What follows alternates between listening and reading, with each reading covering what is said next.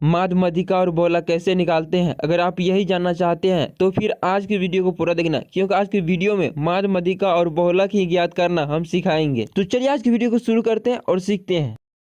माद कैसे निकालते हैं, चलिए पहले यही जान लेते हैं। माद निकालने के लिए आपको एक ऐसा सारणी मिलेगा। यहाँ पर आपको जो है ना दो दो करके संख्या ऊपर वाले बॉक्स में लिखा रहेगा और नीचा में एक एक करके। लेकिन हो सकता है कि वर्ग अंतराल और बराबरता की जगह पर, इन दोनों की जगह पर कुछ और लिखा हो सकता है, तो इनसे आपको घबराना नहीं है। क्योंकि वर्ग अंतराल की जगह पर जो लिखा रहेगा उसको आपको वर्ग अंतराल ही मान लेना है, और बराबरता की जगह पर जो लिखा रहेगा उसको आपको बराबरता ही समझ लेना है। और आपको ये भी बात याद रखना है कि माद को ही हम समांतर माद भी कहते हैं। माद ज्ञात करने के लिए आपको एग्जाम हॉल में एक इंची लेकर जाना है और इंची की सहायता से एक ऐसा सारणी बॉक्स बना लेना है। उसके बाद यहाँ पर जो लिखा रहेगा, ज्यादातर वर्ग अंतराल ही लिखा रहता है, लेकिन इसके अलावा भी अगर कोई दूसरा चीज लिखा रहता है, यानी कि यहाँ पर जो लिखा रहेगा उसको इस वाले बॉक्स में आपको लिख देना है। जैसे यहाँ पे लिखा है वर्ग अंतराल, तो यहाँ पर भी हम लिख देंगे वर्ग अंतराल। उसके बाद इन सभी वर्ग अंतराल को इस वर्ग अंतराल के बॉक्स में लिख देंगे। यहाँ पर जितने भी वर्ग अंतराल था, सारे वर्ग अंतराल को हमने वर्ग अंतराल वाले लाइन में लिख दिया है। उसके बाद यहाँ पर जो लिखा रहेगा उसको यहाँ पर आपको लिख देना है, और यहाँ पर जो लिखा रहता है उसको बोला जाता है बराबरता, और बराबरता को एफ आई से सूचित किया जाता है। तो यहाँ पर अभी हम लिख देंगे एफ आई। उसके बाद यहाँ पर जितना भी बराबरता आपको दिख रहा है उसको जो है बराबरता वाले सारणी में या बराबरता वाले लाइन में आपको लिख देना है एक एक करके। उसके बाद यहाँ पर आपको लिखना है वर्ग चिन्ह, वर्ग चिन्ह। और आपको याद रखना है कि वर्ग चिन्ह को सूचित किया जाता है एक्साइज से। आपको ऐसे करके एक्साइज लिख कर ऐसे करके कोष्ठ में जो है घेर देना है। उसके बाद देखिए वर्ग चिन्ह कैसे निकाला जाता है, यहाँ पर आप सीखिए। वर्ग चिन्ह निकालने के लिए आपको क्या करना होगा, यहाँ पर वर्ग अंतराल में जो आपको दो संख्या दिख रहा है, इन दोनों को जोड़ के उसका आधा करके यहाँ पर आपको लिख देना है। उसी को वर्ग चिन्ह बोला जाता है। जैसे 0 और 10 को जोड़ेंगे तो कितना हो जाएगा, 10 होगा, और 10 का आधा कितना होता है, 5 है, तो 5 होता है, तो यहाँ पर अभी हम 5 लिख देंगे। और यहाँ पे देखिए 20 है और 10 है, 20 और 10 को जोड़ेंगे तो 30 होगा, 30 का आधा कितना होगा, 15 होगा। तो यहाँ पर ये जो हमारा 15 हो जाएगा वर्ग चिन्ह। 30 20 कितना हो जाएगा, 50, 50 का आधा कितना होता है, 25, तो 25 ये हो गया हमारा वर्ग चिन्ह। वर्ग चिन्ह किसे कहा जाता है, आप यहाँ पर अगर आप समझ जाते हैं तो आप ऑब्जेक्टिव में भी ये वर्ग चिन्ह पूछता है। यहाँ देखिए 30 और 40 को जब जोड़ेंगे कितना हो जाएगा, 70, 70 का आधा कितना हो जाएगा, 35, तो ये हमारा हो गया वर्ग चिन्ह। और इसको जोड़ेंगे तो इन दोनों को जोड़ेंगे तो 90, 90 का आधा कितना हो जाएगा, 45 होगा, तो ये 45 हमारा हो गया वर्ग चिन्ह। अब हम क्या करेंगे, देखिए ध्यान से देखिए। अब यहाँ पर इस वाले बॉक्स में लिखेंगे एफ आई और एक्स आई, ऐसे करके एफ आई और एक्स आई। ये जो हम लिखे हैं एफ आई और एक्स आई, तो हमें क्या करना होगा, एफ आई और एक्स आई को गुना करके इस वाले बॉक्स में भरना होगा। तो यहाँ देखिए जब 6 गुना 5 करेंगे कितना हो जाएगा, 30 हो जाएगा। और 9 गुना 15 करेंगे कितना हो जाएगा, 135 हो जाएगा। और यहाँ देखिए 25 गुना 8 करेंगे तो कितना हो जाएगा, ये हमारा हो जाएगा 200। और यहाँ देखिए 35 गुना जब 13 करेंगे तो कितना हो जाएगा, ये हमारा हो जाएगा 445। और यहाँ देखिए 45 गुना जब 20 करेंगे कितना हो जाएगा, ये हमारा हो जाएगा 900। उसके बाद यहाँ पर आपको सिग्मा का चिन्ह देना है, इसको बोला जाता है सिग्मा। उसके बाद सिग्मा के चिन्ह देने के बाद यहाँ पर आपको लिख देना है, यहाँ पर है एफ आई, तो यहाँ पर आपको लिख देना है एफ आई। उसके बाद यहाँ पर देना है बराबर का चिन्ह, और इन सब को जोड़कर जितना होगा यहाँ पर लिख देना है। क्योंकि सिग्मा का मतलब ही होता है जोड़, यानी कि यहाँ पर लिखे हैं सिग्मा एफ आई। इसका मतलब ये हुआ कि एफ आई जितना भी है, जितना भी बराबरता है, सारे बराबरता को जोड़कर यहाँ पर लिखना होगा। तो यहाँ पे चलिए जोड़ते हैं, 9 6 15, 15 5 20, 3 23, 3 26, 26 10 36, 20 56, यहाँ पर हो गया 56, यानी कि सिग्मा एफ आई का मान हमारा आया 56। उसके बाद भी यहाँ पर आपको सिग्मा का चिन्ह देना है। उसके बाद यहाँ पर एफ आई और एक्स आई, तो इसका भी चिन्ह दे देना है। उसके बाद क्या करना है, इन सबको जोड़कर यहाँ पर लिख देना है। इन सबको अगर आप जोड़िएगा तो जोड़कर कितना हो जाएगा, ये आपका हो जाएगा जोड़कर 1710। तो यहाँ पर अभी हमने 1710 लिख दिया। आप जो है इन सबको जोड़ के यहाँ पर लिख लेना। इसके बाद यहां पर लिखेंगे माद बराबर, माद बराबर, माद बराबर आपका सूत्र हो जाता है, देखिए माद बराबर आपका सूत्र होता है सिग्मा एफ आई एक्स आई, ऊपर में सिग्मा एफ आई एक्स आई। उसके बाद नीचा में हो जाता है आपका sigma F I, sigma F I. उसके बाद देखिए यहाँ पर हमारा सिग्मा एफ आई और एक्स आई का मान कितना आया है, 1710, तो यहाँ पर लिख देंगे 1710। उसके बाद ये सिग्मा एफ आई का मान हमारा आया है 56, तो यहाँ पे लिख देंगे 56। अब देखिए इसको काटेंगे। यहाँ पर जब हम 7 से इन दोनों को काट रहे थे तो ये दोनों नहीं काटा, जो कि हमसे गलती हो गया। फिर हमने 56 से 1710 में सीधा भाग दिया और हमें भाग देकर देखे कि आखिर दशमलव में कटकर कितना आता है। तो यहाँ पर जब हम 56 से भाग दिए तो ये अब भी पूरा पूरा जो है नहीं कटा और लगातार जो है अभी ये बनते जा रहा है, तो हमें उतना से मतलब नहीं है। हमें दशमलव के बाद सिर्फ 2 अंक या 3 अंक लेकर लिख देना है। लेकिन लिखना कैसे है आप ये जान लीजिए। जैसे देखिए यहाँ पर हमें दशमलव के बाद 2 अंक लेना है, तो हम ये देखेंगे कि दूसरा अंक के आगे वाला अंक अगर 4 से बड़ा है यानी 5, 6, 7, 8, 9 है, तो इस दूसरा वाले अंक में एक जोड़ के जितना होगा वह लेंगे। जैसे 3 है तो यहाँ पर 4 कर देंगे। लेकिन इसके आगे वाला अंक अगर 5 से छोटा रहता यानी यहाँ पर अगर 0, 1, 2, 3, 4 रहता, तब यहाँ पर हम 3 का 3 ही रहने देते, यानी कि हम लिख देते 30.53 ले लेते। लेकिन यहाँ पर देखिए अभी इसके आगे वाला अंक 4 से बड़ा है, तो यहाँ पर हमें लेना होगा 30.54। तो यहाँ पर देखिए इसको हम काट देते हैं। जब 56 से जब इसमें हमें जब भाग देंगे तो भागा देने के बाद कितना बार में कटेगा, ये हमारा कटेगा कितना बार में कटा 30.54 बार में, 5-4 बार में। तो यहाँ पर हम लिख देंगे 30.54। यही जो है हमारा माद हुआ। उम्मीद करते हैं कि आप माद निकालना सीख गए होंगे। निम्नलिखित बंटन का माद ज्ञात करें। यह है माद के दूसरे टाइप के दूसरे क्वेश्चन। तो चलिए अब हम इसे भी बनाना सीख लेते हैं। यहाँ देखिए वर्ग अंतराल को हटाकर यहाँ पर चर लिखा गया है, जिसको हम वर्ग चिन्ह भी कहते हैं और वर्ग चिन्ह को XI से सूचित किया जाता है, जो आप पिछले वाले क्वेश्चन में देख चुके हैं, और बारंबारता को FI से। तो चलिए अब इसे हम बनाने के लिए क्या करेंगे, यहाँ देखिए सबसे पहले बारंबारता को लिखेंगे। यहाँ पर है बारंबारता, तो यहाँ पर लिख देंगे बारंबारता, बारंबारता। और बारंबारता को किससे सूचित किया जाता है, FI से। यहाँ से कोष्ठ में क्या करेंगे, FI लिख देंगे, और यहाँ पर जितने भी संख्या है सभी को एक एक करके लिख देंगे। यहाँ पर है 3, 4, देखिए यहाँ पर है 24 और 246, तो इसको लिख देते हैं 4, 6। उसके बाद देखिए यहाँ पर 4 है, तो यहाँ पर भी हम 4 लिख देंगे। और 4 को किससे सूचित किया जाता है, XI से। वर्ग चिन्ह बोलिए या आप 4 बोलिए, 4 को ही वर्ग चिन्ह बोला जाता है, और वर्ग चिन्ह को किससे सूचित किया जाता है, XI से। आप इतना याद रख लीजिए। यहाँ पर अगर 4 के अलावा अगर दूसरा चीज भी लिखा रहता है, सिर्फ आपको यहाँ पर देखना है। अगर एक एक करके संख्या लिखा हुआ है तो यहाँ पर आपको जो रहेगा उसको यहाँ पर लिख देना, और उसको जो है आपको XI से सूचित करना है। यहाँ देखिए क्या है, 2, 4, 3 है, तो सबसे पहले यहाँ पर लिख देंगे 2, यहाँ पर अभी हम लिख देंगे 7 और 8। अब हम क्या करेंगे, देखिए यहाँ पर लिखेंगे FI और XI, और FI और XI को गुना करेंगे, यहाँ पर लिख देंगे। यहाँ देखिए 3 गुना 2 करेंगे कितना हो जाएगा, 6। 4 गुना 4 करेंगे कितना हो जाएगा, 16। 2 गुना 3 करेंगे कितना हो जाएगा, 6। और 4 गुना 7 करेंगे कितना हो जाएगा, 28। और 6 गुना 8 करेंगे तो कितना हो जाएगा, 48। अब यहाँ पर लिखेंगे सिग्मा, ये होता है सिग्मा का चिन्ह। उसके बाद सिग्मा लिखने के बाद यहाँ पर है FI, तो आपको लिख देना है FI, और क्या करना है, इन सब को जोड़ के यहाँ पर लिख देना है। तो चलिए जोड़ते हैं, 4, 3, 7, 2, 9, 4, 13, 13, 6 कितना हो जाएगा, 19। यानी कि हमारा सिग्मा FI का मान कितना आ चुका है, हमारा सिग्मा FI का मान आ चुका है 19। तो यहाँ पर हम इसका मान निकाल चुके हैं। अब हम क्या करेंगे, सिग्मा FI और XI का मान निकालेंगे। तो यहाँ पर देखिए लिखेंगे सिग्मा, यहाँ पर है FI, तो लिखेंगे FI, और XI है तो यहाँ पर लिख दिए XI। अब क्या करेंगे, इन सब को जोड़ के यहाँ पर लिख देंगे। तो चलिए जोड़ते हैं। इन सब को जब हम एक एक करके जोड़े तो यहाँ पर हमें हुआ जोड़कर 104, यानी कि सिग्मा FI और XI का मान यहाँ पर हमें 104 निकल चुका है। अब क्या करेंगे, माद का जो सूत्र होता है वह लिखेंगे। यहाँ पर लिखेंगे माद बराबर, यहाँ देखिए माद बराबर लिखेंगे। देखिए माद को सूचित किया जाता है आपका X ऐसे करके, तो यहाँ पर आपको X यहाँ पर लिख देना है। उसके देखिए माद बराबर सूत्र होता है क्या, सिग्मा FI XI, मतलब जो बड़ा संख्या होता है उसको ऊपर में लिखना होता है। तो यहाँ पर लिखेंगे सिग्मा FI और XI। इसको लिखने के बाद यहाँ पर लिखेंगे सिग्मा FI, और देखिए आपको पता ही होगा कि यहाँ पर हमें जो है सिग्मा FI XI का मान निकाल चुके हैं। तो यहाँ पर लिखेंगे सिग्मा FI XI का मान कितना आया है, 104। तो इसको लिख देंगे यहाँ पर 104, और यहाँ पर कितना है, सिग्मा FI का मान आया 19, तो यहाँ पर लिख देंगे 19। अब हम क्या करेंगे, 104 में 1900 भाग देंगे, और जितना दशमलव में आएगा उतना यहाँ पर लिख देंगे, वही हमारा माद होगा। 19 से जब हमने 104 में भाग दिए तो भाग देने के बाद हमें आया है 5.473। तो यहाँ पर हम क्या करेंगे, सिर्फ 2 अंक लिखेंगे। वैसे हम 3 अंक भी ले सकते हैं, तो यहाँ पर हम दशमलव के बाद सिर्फ 2 अंक लेंगे, तो यहाँ पर हो जाएगा 5.47। यहाँ पर चलिए अब हम लिख देते हैं, ये हो जाएगा हमारा 5.47। यही हमारा माद हुआ।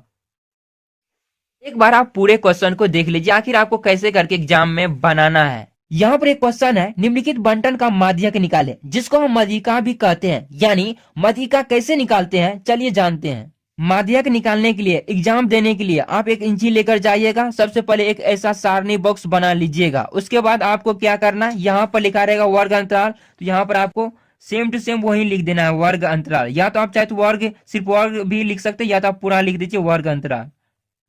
और वर्ग अंतराल लिखने के बाद इन सारे वर्ग अंतराल को एक एक करके इस वाले बॉक्स में भर दीजिए। इन सभी वर्ग अंतराल को एक एक करके वर्ग अंतराल वाले बॉक्स में भरने के बाद उसके बाद यहाँ पर लिखा रहेगा बारंबारता, या इसके अलावा जो भी लिखा रहता है यहाँ पर आपको यहाँ पर इसको लिख देना है बारंबारता। और बारंबारता को सूचित किया जाता है एफ से, तो यहाँ पर लिख देंगे एफ। या आपको याद रखना है कि पिछले वाले क्वेश्चन में हम इसको एफ आई लिखे थे, यहाँ पर हम एफ आई की जगह सिर्फ एफ भी लिख सकते हैं। तो यहाँ पर याद रखिएगा बारंबारता को एफ से सूचित किया जाता है, तो यहाँ पर सिर्फ आपको एफ लिखना है। उसके बाद बारंबारता में आपको जितना भी संख्या दिख रहा है सारे संख्या को एक एक करके ऊपर से नीचे होते हुए लिख देना है। जैसे यहाँ पर है 10, तो सबसे पहले लिखेंगे 10, उसके बाद है 5 तो 5, उसके बाद है 8, 13, 14। तो चलिए हम इसको लिख देते हैं 8, 13, उसके बाद क्या है आपका, उसके बाद है 14, तो यहाँ पर लिख देते हैं 14। अब यहाँ पर आपको लिखना है संचयी बारंबारता, संचयी बारंबारता, बारंबारता। संचयी बारंबारता लिखने के बाद यहाँ पर आपको कोष्ठ में लिखना है CF, क्योंकि संचयी बारंबारता को CF से सूचित किया जाता है। अब देखिए आपको संचयी बारंबारता कैसे निकालना है, यहाँ पर आप जरा ध्यान से देखिए। देखिए जो सबसे पहला आपको संख्या दिख रहा है उसी को सेम टू सेम देखकर लिख देना है। उसके बाद क्या करना है, आपको कोना कोनी जोड़ के लिखना है। जैसे अब 10 में इस 5 को जोड़ देंगे तो कितना हो जाएगा, 15 हो जाएगा। 5 को हम इसमें जोड़ चुके हैं, तो अब हम क्या करेंगे, 15 में 8 को जोड़ेंगे, 15 इस 8 को जोड़ेंगे कितना हो जाएगा, 23। हम आपको समझाने के लिए यहाँ पर ये बता रहे हैं, आपको ये लाइन नहीं खींच देना है। अब देखिए 23 में अब हम 13 को जोड़ेंगे तो कितना हो जाएगा, ये हमारा हो जाएगा 46। अब हम क्या करेंगे, 46 में 14 को जोड़ेंगे तो कितना हो जाएगा, 50 10 60 हो जाएगा। तो यहाँ पर हमने 60 लिख दिया। ये हो गया हमारा संचयी बारंबारता। यहाँ पर देखिए हमने गलती कर दी है, जब 23 में जब हम 13 को जोड़ेंगे तो 20 10 30 36 होगा, तो यहाँ पर हो जाएगा 36, थोड़ा गलती हो गया। अब देखिए यहाँ पर 36 में जब 14 को जोड़ेंगे तो कितना हो जाएगा, 60 नहीं होगा बल्कि 50 होगा। तो ये हो गया हमारा 36 और ये हो गया हमारा 50। यहाँ देखिए n बराबर होता है सिग्मा एफ, यानी कि बारंबारता के योग को ही n से सूचित किया जाता है। तो वहां पर अगर जगह ज्यादा रहता है तो वहां पर हम लिख सकते हैं कि n बराबर सिग्मा एफ आई या सिग्मा एफ बराबर जो होगा वहां पर इसको जोड़ के लिख देंगे। अगर जगह ज्यादा नहीं रहता सीधा हम लिखेंगे n बराबर जितना होगा उसको जोड़ के यहाँ पर लिख देंगे। यहाँ देखिए हम सीधा क्या करेंगे, यहाँ पर लिख देंगे n, और n लिखने के बाद हम क्या करेंगे, इन सब को जोड़ेंगे और यहाँ पर लिख देंगे। सबको जब जोड़ेंगे तो जोड़कर होगा 85। आपको याद रखना है कि जितना यहाँ पर हमें लास्ट में होता है वही यहाँ पर जो है जोड़ने के बाद भी होगा। अगर हम इन सब को जोड़ेंगे और जोड़ने के बाद यहाँ पर जो संख्या है लास्ट में संचयी बारंबारता उतना अगर यहाँ पर नहीं आता है, उसका मतलब ये हुआ कि हम संचयी बारंबारता जो है गलत निकाले हैं। अगर देखिए यहाँ पर 50 आया है तो इन सबको जब जोड़ेंगे भी उसके बाद भी 50 ही आएगा। तो अब यहाँ पर हम क्या करेंगे, n/2 का मान निकालेंगे। यहाँ पर इसको आप घेर भी सकते हैं ऐसे करके। n का मान हमारा आया है 50, अब यहाँ पर लिखेंगे इसीलिए n/2, n/2। n/2 का जब मान निकालेंगे, देखिए n का मान हमारा कितना आया 50, तो यहाँ पे लिख देंगे 50 और नीचे में लिखेंगे 2। अब देखिए 50 में जब 2 से भागा देंगे तो कितना हो जाएगा 25। अब चलिए जरा हम सूत्र को अच्छी तरीके से समझ लेते हैं। ये हम पहले बता चुके हैं कि माध्यक को ही माध्यिका भी कहते हैं। और यहाँ देखिए माध्यक बराबर सूत्र होता है L + n/2 माइनस में CF बटे में F और गुणा में H, जहां होता है L बराबर माध्यक वर्ग की निम्न सीमा। उदाहरण के तौर पर यह है माध्यक वर्ग, तो यहाँ पर निम्न मतलब होता है छोटा, तो ये 30 जो है 30 और 40 में छोटा है 30, तो 30 हमारा हो जाएगा माध्यक वर्ग। और n होता है बारंबारता का योग। यहाँ पर हम n बराबर क्या लिखे, बारंबारता को जोड़ के लिख चुके हैं, तो वो होता है बारंबारता का योग। और h होता है क्या होता है, वर्ग माप। वर्ग माप क्या होता है, जैसे यहाँ पे देखिए 30 और 40 है, इसको क्या करेंगे आपस में घटा लेंगे और घटा कर जितना होगा वही जो है हमारा वर्ग माप कहलाएगा। और CF होता है संचयी बारंबारता, जो हम आगे देखेंगे आखिर क्या होता है। और F बराबर होता है बारंबारता, ये बात तो आपको पता ही होगा। यानी माध्यक निकालने के लिए हमें इन सब का काम आने वाला है। तो चलिए एक एक करके पता करते। यहाँ देखिए n/2 का मान हमारा आया है 25। अब हम ये देखेंगे कि संचयी बारंबारता में 25 से आगे यानी n/2 के मान जो ये 25 आया है, इससे आगे वाला सबसे पहला संख्या कौन सा आ रहा है उसको आपसे ध्यान से देखना है। जैसे देखिए 25 से 10 भी पचा है, 15 भी पचा है, 23 भी पचा है, लेकिन देखिए 25 के बाद ये 36 जो है 25 से बड़ा है 36, जो 25 के बाद सबसे पहले आ रहा है, तो उसी के आगे का संख्या जो यहाँ पर आपको दिख रहा है ये हमारा हो जाएगा माध्यक वर्ग, और इसके आगे वाला संख्या जो है ये हमारा हो जाएगा बारंबारता। और बारंबारता को किससे सूचित किया जाता है? एफ से। तो यहाँ पर लिख देंगे एफ, ऐसे करके आप बराबर का चिन्ह देके लिख दीजिएगा। और ये हमारा 36 जो है, इस 36 से नीचे वाला संख्या जो है हमारा हो जाएगा संचयी बारंबारता। तो यहाँ पर हम लिख देंगे सी एफ, क्योंकि संचयी बारंबारता को सी एफ से सूचित किया जाता है। अब एक बार आप फिर से ध्यान से सुनिए, n/2 का मान आया हमारा 25। हम ये देखेंगे संचयी बारंबारता में 25 से बड़ा संख्या सबसे पहले कौन आ रहा है। देखिए 10 भी छोटा है, 15 भी छोटा है, 23 भी छोटा है, लेकिन देखिए 36 25 से बड़ा है। तो 36 के आगे वाला संख्या बारंबारता में जो आ रहा है ये हमारा तो हो जाएगा बारंबारता, लेकिन वर्ग अंतराल में जो आ रहा है ये हमारा हो जाएगा इसके आगे वाला माध्यक वर्ग, और इसके नीचे वाला जो है हमारा हो जाएगा सीएफ, यानी कि संचयी बारंबारता। तो चलिए अब हम एक एक करके लिख देते हैं। सबसे पहले हमें लिखना होगा माध्यक वर्ग। तो देखिए 36 आगे वाला संख्या ये है, तो ये हमारा हो जाएगा माध्यक वर्ग। तो यहां पर लिखेंगे माध्यक वर्ग बराबर माध्यक वर्ग बराबर माध्यक वर्ग हमारा हो जाएगा 30 से 40। देखिए यही ना 36 आ गया हमारे यहाँ, यही हमारा हो जाएगा माध्यक वर्ग 30 से 40। अब देखिए हम आपको बताए थे कि एल होता है माध्यक वर्ग का निम्न सीमा। तो निम्न सीमा क्या है? इस निम्न मतलब होता है छोटा, छोटा वाला क्या है 30 है, तो एल हमारा हो जाएगा यहाँ पर 30। तो यहाँ पर हमने लिख दिए 30। अब हमें निकालना है एच, जिसे हम वर्ग माप भी कहते हैं। देखिए वर्ग माप क्या होता है, आपको इन दोनों को घटाकर जितना होगा ना वही हमारा वर्ग माप होगा, यानी कि एच होगा। 40 में से जब 30 को घटाएंगे तो कितना हो जाएगा 10, यही हमारा एच हुआ, यानी वर्ग माप। अब हमें निकालना है सी एफ। यहाँ पर कोमा देके हम सी एफ दे देते हैं और बराबर का चिन्ह लिखते हैं। और सी एफ हमारा कितना आया था? 23। तो यहाँ पर लिखेंगे सी एफ बराबर 23। उसके बाद देखिए हमारा एक चीज और आया था, यहाँ पर देखिए एफ, एफ हमारा कितना आया है 13। तो यहाँ पर लिखेंगे कोमा देकर एफ बराबर 13। बस इतना निकालते ही, इतना मान निकालते ही हमारा काम जो है हो चुका है। यहाँ पर देखिए हमने एल भी निकाल चुका है, एच भी और सी एफ भी और एफ भी। तो अब यहाँ पर हम लिखेंगे जो माध्यक का सूत्र होता है, यहाँ पर लिखेंगे माध्यक बराबर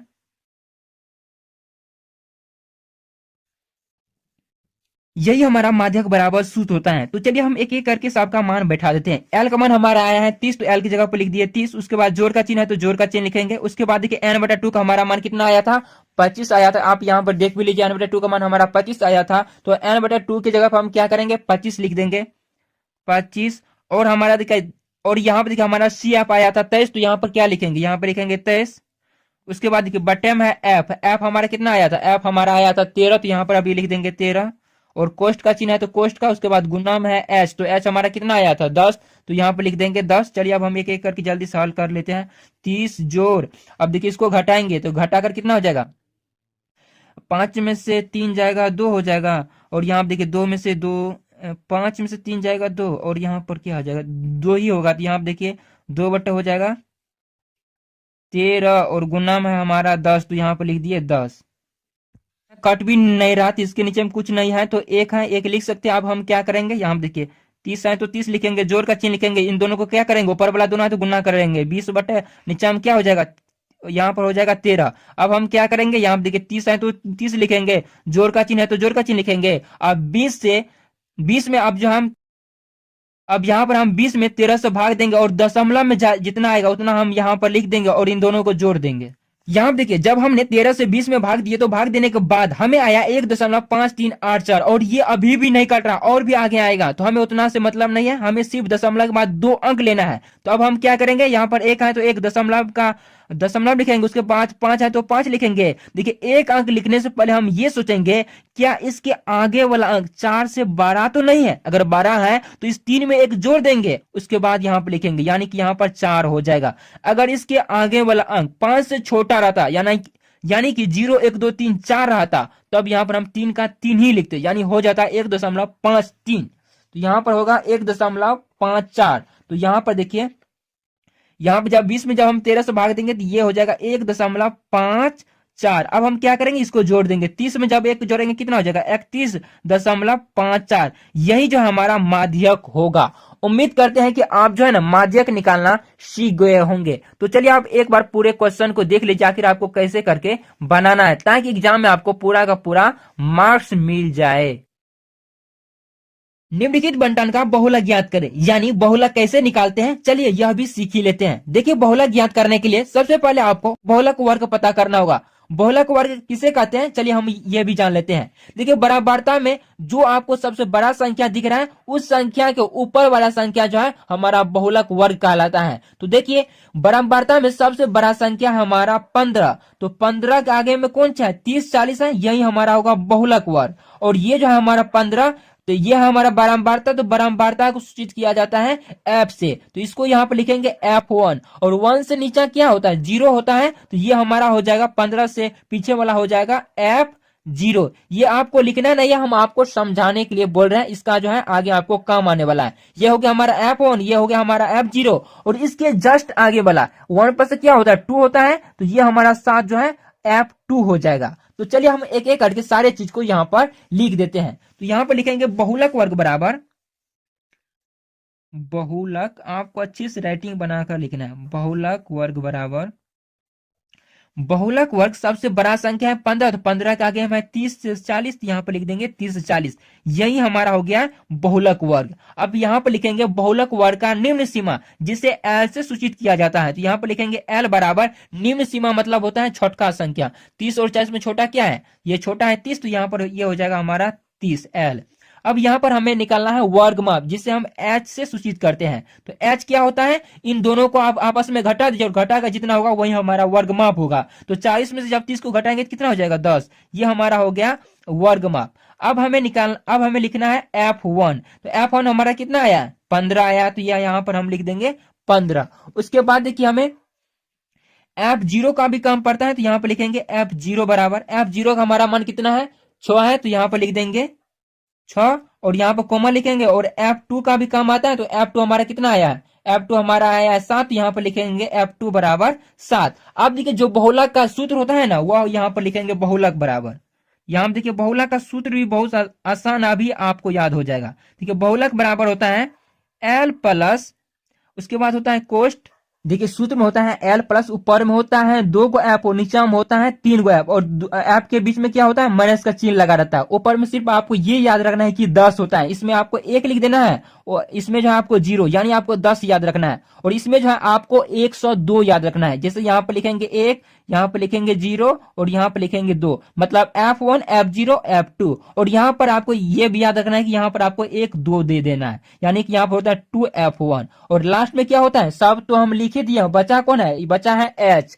तो यहाँ पर लिख देंगे H। बस इतना ही आपको याद रखना है, इतना याद रखते हैं आपको जो है ना बहुलक का वर्ग भी, बहुलक वर्ग का सूत्र, बहुलक का सूत्र भी याद हो जाएगा। तो अब चलिए हम एक एक करके बैठा देते हैं। L का मान हमारा है 30, तो यहाँ पे देखिए L का मान हमारा आया है 30, तो L की जगह पर लिखेंगे 30। उसके बाद प्लस का चिन्ह है, तो प्लस का चिन्ह कोष्ट है। और F1 का मान हमारा आया है 15, तो यहाँ पे लिखेंगे 15। घटों का चिन्ह है, उसके बाद है F0, F0 आया हमारा 6, तो यहाँ पे लिखेंगे 6। उसके बाद बट्टे है, और उसके बाद 2 है। F1 कितना आया हमारा, F1 आया है 15, तो यहाँ पर हम लिखेंगे फिर से 15। उसके बाद घटों का चिन्ह है, तो घटों का चिन्ह। उसके बाद है F0, F0 का मान हमारा आया है 6। उसके बाद फिर है घटों का चिन्ह। F2 हमारा कितना है 7। उसके बाद कोष्ट है, उसके बाद गुना में H है, तो H का मान हमारा कितना है, H का मान हमारा है 10, तो यहाँ पे लिखेंगे 10। अब चलिए हम इसको हल करते हैं अच्छे से। यहाँ पर 30 है, तो 30, जोड़ का चिन्ह है, तो जोड़ का चिन्ह। यहाँ पे देखिए अब हम क्या करेंगे, 15 में से 6 को जब घटाएंगे तो हमारा कितना हो जाएगा, 9 हो जाएगा। अब देखिए यहाँ पर 15 गुना 2 करेंगे तो कितना हो जाएगा, 30। और यहाँ पे देखिए इसको गुना कर लिए 30, और यहीं पे इसको जोड़ लीजिए, दोनों में एक चिन्ह है तो दोनों जुड़ जाएगा। माइनस में 6 माइनस में 7, तो माइनस में 13 हो जाएगा। यहाँ पर हम लिख देंगे 13, और गुना में 10, तो यहाँ पर हमने लिख दिया है 10। अब हमें क्या करना है, यहाँ पे देखिए 30 है तो 30 लिखेंगे। उसके बाद देखिए यहाँ पर 9, अब 30 में से 13 को घटा लेंगे, जब घटाएंगे तो कितना हो जाएगा, ये हमारा हो जाएगा लगभग में 17। यहाँ पर हो गया 9/17, और गुना है हमारा 10, तो यहाँ पे देखिए यहाँ पर हो गया 10। यहाँ पर आपको समझ में आ गया, ये हो गया ऊपर वाला। जब 17 से हम 10 में भाग देंगे तो ना ये 10 कटेगा ना ये 17 कटेगा, तो हम क्या करेंगे, यहाँ पर देखिए 30 आए तो 30 लिखेंगे, और यहाँ पर 9 गुना 10 कर लेंगे, कितना हो गया 90, और नीचे में 17 तो 17। अब हम क्या करेंगे, 30 आए तो 30 लिखेंगे, यहाँ देखिए 30 आए तो 30 लिखेंगे। अब 90 में क्या करेंगे, 17 से भाग देंगे, और 17 से भाग देने के बाद जितना दशमलव में आएगा उतना यहाँ पर लिख देंगे। उसके बाद हम लिख देंगे 2, उसके बाद 9 है तो 9 भी आ जाएगा, इसमें एक नहीं जुटेगा क्योंकि इसके आगे वाला अंक 4 से बड़ा नहीं है। यहाँ पर हो जाएगा 5.29। यहाँ पर लिख देंगे 5.29। तो अब देखिए हम क्या करेंगे, इसको जोड़ देंगे, 30 5 कितना हो जाएगा, 35.29 हो जाएगा। तो यही हमारा हो जाएगा बहुलक। तो आप जो है ना एक बार पूरा क्वेश्चन को ध्यान से देख लीजिए, ताकि आपको पता चलेगा कि आपके एग्जाम में कैसे करके बहुलक निकालना है, ताकि आपको एग्जाम में पूरा का पूरा मार्क्स मिल जाए।